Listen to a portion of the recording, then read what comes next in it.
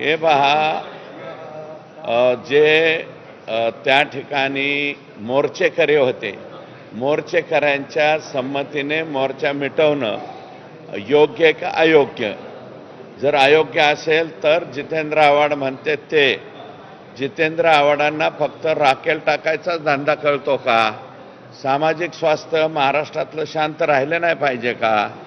कुठंतरी प्रकरण तिकडच्या तिकडं, म्हणजे लॉंग मार्च मुंबईला येण्याच्या अगोदर नाशिकमध्येच थांबला, याच्यामुळं जितेंद्र आव्हाडांना काही पोटसूळ वगैरे सुटलाय का काय, असं मला या ठिकाणी म्हणायचं आहे.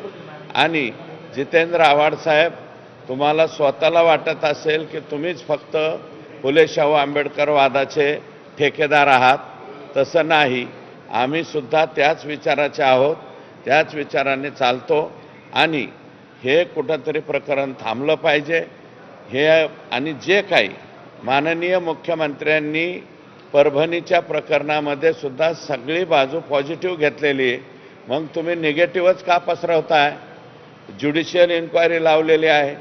सोमनाथच्या जे संबंधित पोलीस होते ते सर्वच्या सर्व सस्पेंड केलेले आहेत आणि माझं वाक्य कालचं जे दाखवलेलं आहे ते मोडून तोडून दाखवलेलं आहे.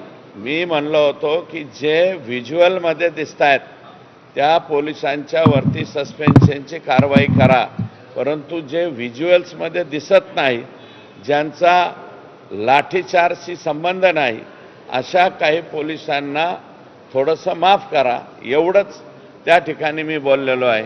माझं पूर्ण वाक्य न घेता